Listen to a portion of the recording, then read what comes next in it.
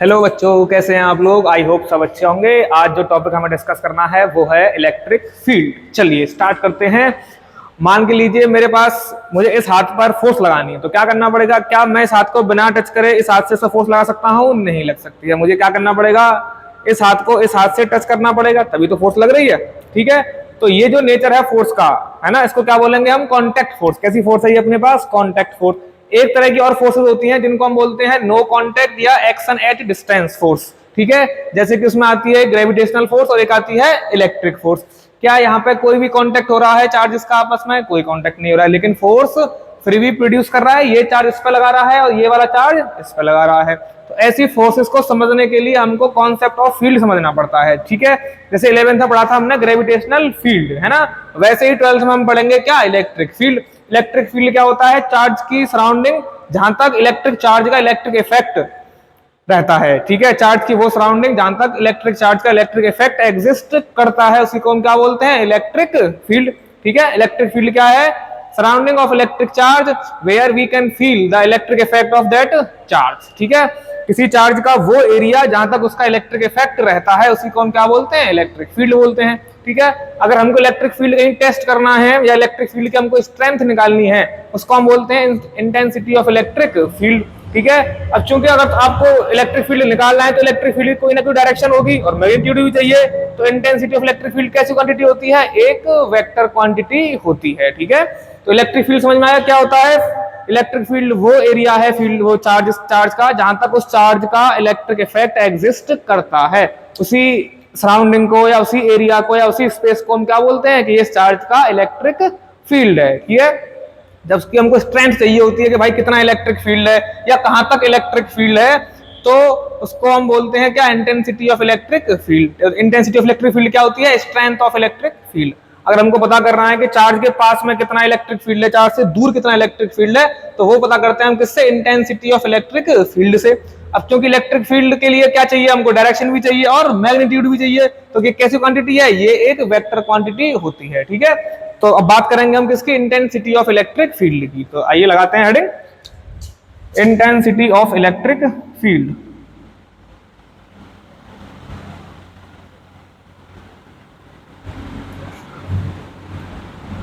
जैसे मैंने आपको बताया ये एक वेक्टर क्वांटिटी है, तो उसको दिखाते हैं हम कैपिटल ई वेक्टर से। ठीक है, अगर हमको किसी चार्ज के आसपास इलेक्ट्रिक फील्ड निकालना है तो कैसे निकाल सकते हैं, आइए उसको देखते हैं। लेट सपोज हमारे पास ओरिजिन पर एक चार्ज रखा है जिसकी वैल्यू है प्लस क्यू। कितनी वैल्यू है, प्लस क्यू।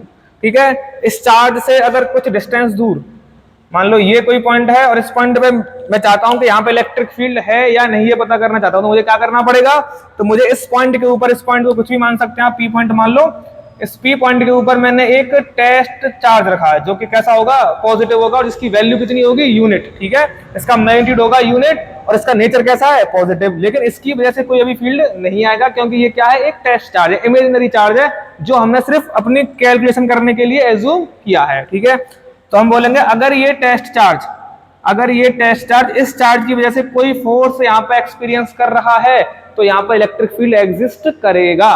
ठीक है, समझ में आया। अगर इस चार्ज की वजह से ये टेस्ट चार्ज यहाँ पर कोई भी इलेक्ट्रिक फोर्स, ठीक है, एक्सपीरियंस कर रहा है, तो हम बोलेंगे इस पी पॉइंट पे इलेक्ट्रिक फील्ड एग्जिस्ट करता है। उसकी डायरेक्शन कैसी होगी, जिस डायरेक्शन में इस क्यू नॉट चार्ज पर फोर्स लग रही है वही डायरेक्शन किसकी होगी, आपके इलेक्ट्रिक फील्ड की।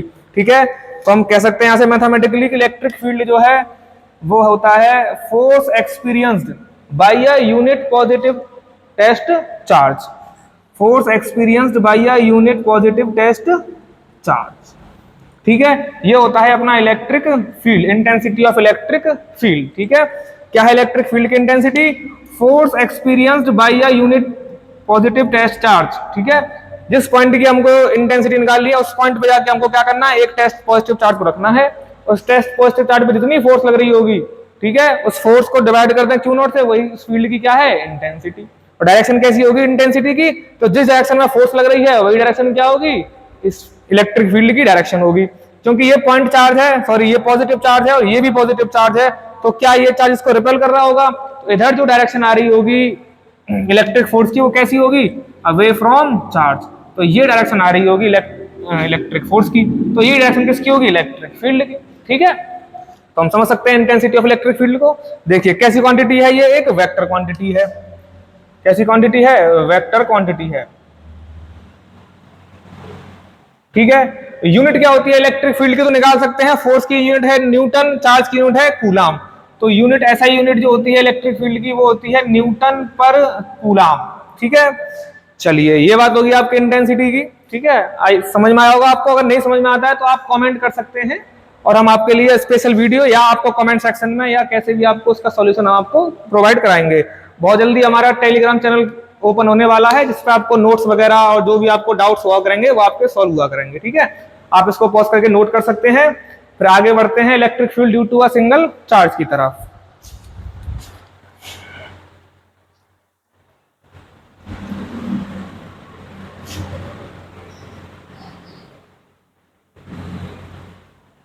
यानी कि इलेक्ट्रिक फील्ड क्या है, इलेक्ट्रिक फील्ड इंटेंसिटी क्या है। इलेक्ट्रिक फील्ड इंटेंसिटी एक यूनिट टेस्ट चार्ज जितनी फोर्स एक्सपीरियंस करता है, एक यूनिट टेस्ट पॉजिटिव चार्ज जितनी फोर्स एक्सपीरियंस करता है वही क्या है, उस पॉइंट की इलेक्ट्रिक फील्ड इंटेंसिटी होती है ना। किसी पॉइंट की इलेक्ट्रिक फील्ड इंटेंसिटी क्या है, उस पॉइंट पर एक यूनिट पॉजिटिव टेस्ट चार्ज जितनी फोर्स एक्सपीरियंस कर रहा है वही क्या है, उस पॉइंट की इलेक्ट्रिक फील्ड इंटेंसिटी। ठीक है,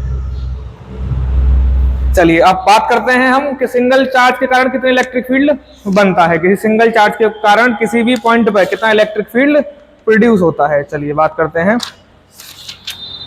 तो हेडिंग लगाएंगे electric field due to a point charge.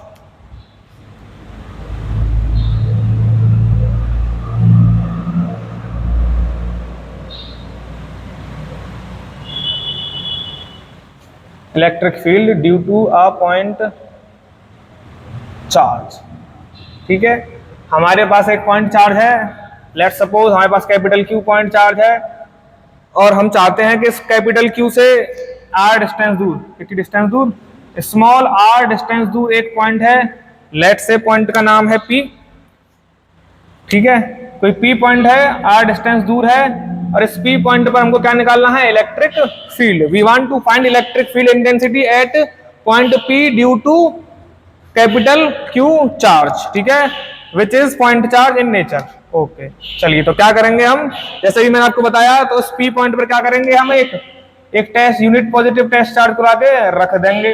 ठीक है, जितनी फोर्स ये यूनिट टेस्ट चार्ज एक्सपीरियंस कर रहा होगा due to this plus Q charge, वही क्या होगा इस पॉइंट का इलेक्ट्रिक फील्ड। ठीक है, तभी हमने पढ़ा इलेक्ट्रिक फील्ड इंटेंसिटी क्या होती है, वो होती है force experienced by unit test positive charge, F upon Q not.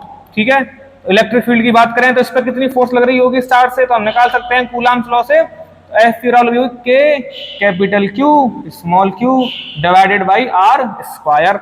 इसकी वैल्यू उठा के यहाँ पुट कर सकते हैं तो क्या मिलेगी हमको, के capital Q small q by r square divided by, sorry ये क्यू नॉट होगा क्योंकि सेकंड चार्ज क्यू नॉट है, अपॉन क्यू नॉट। तो क्यू नॉट से क्यू नॉट कैंसिल हो जाएगा, तो इलेक्ट्रिक फील्ड एट पी जो आया वो क्या आया हमारे पास, के Q by small r square.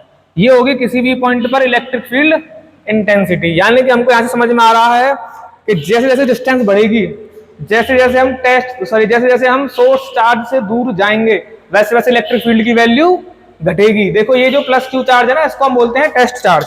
इसको क्या बोलते हैं, ये होता है हमारा सोर्स चार्ज। क्या बोलते हैं इसको हम, सोर्स चार्ज। ठीक है, और ये स्मॉल जो क्यू नॉट है इसको हम बोलते हैं टेस्ट चार्ज। ये क्या है अपना, टेस्ट चार्ज।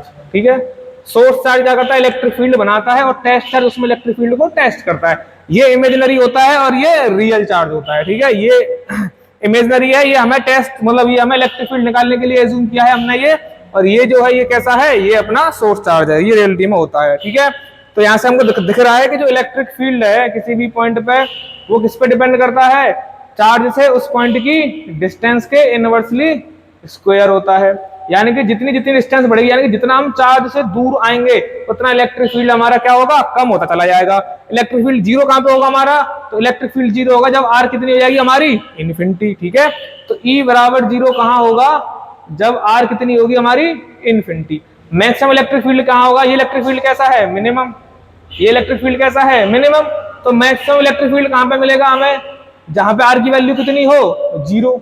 है ना, तो ई मैक्सिमम कितना होगा, इन्फिनिटी, और वहां पे आर की वैल्यू कितनी होगी, 0। ठीक है, यानी कि जितना हम चार्ज से दूर जाएंगे उतनी उसकी वैल्यू कम होगी। इलेक्ट्रिक फील्ड की वैल्यू 0 कहां पे होती है, मिनिमम कहां पे होती है, तो वो होती है इनफाइनाइट पे, और मैक्सिमम कहां पे होगी, बिल्कुल चार्ज के ऊपर। ठीक है, तो ये 2 पॉइंट अपने को याद रखने हैं। इलेक्ट्रिक फील्ड कहां तक फैलता है, इन्फिनिटी तक। ठीक है, और मैक्सिमम कहां पे होता है, उसी चार्ज के ऊपर। अब देखो इसका ग्राफ भी बना सकते हैं इलेक्ट्रिक फील्ड और डिस्टेंस के साथ में। तो अगर हम ग्राफ प्लॉट करें, ये है इलेक्ट्रिक फील्ड और यहाँ है डिस्टेंस r, तो कैसे बनेगा, जैसे फोर्स का और डिस्टेंस का बना था वैसे ही बन जाएगा। ये इसका ग्राफ होगा और E is inversely proportional to r square होगा। ठीक है, तो ये आपकी इलेक्ट्रिक फील्ड की बात है। आई होप आपको समझ में आया होगा। आप इसको पॉज करके नोट कर सकते हैं। ठीक है, नोट करिए आप इसको। चलिए, अभी जो हम इलेक्ट्रिक फील्ड निकाला था वो due to a single point charge निकाला था। अगर हमारे पास सिस्टम ऑफ पॉइंट चार्जेस हो और हमको इलेक्ट्रिक फील्ड निकालना हो तो उसके लिए हम यूज करते हैं क्या, प्रिंसिपल ऑफ सुपरपोजिशन। ठीक है, तो वो हमें पता है क्या होता है प्रिंसिपल ऑफ सुपरपोजिशन। तो देखते हैं electric field due to system of charges.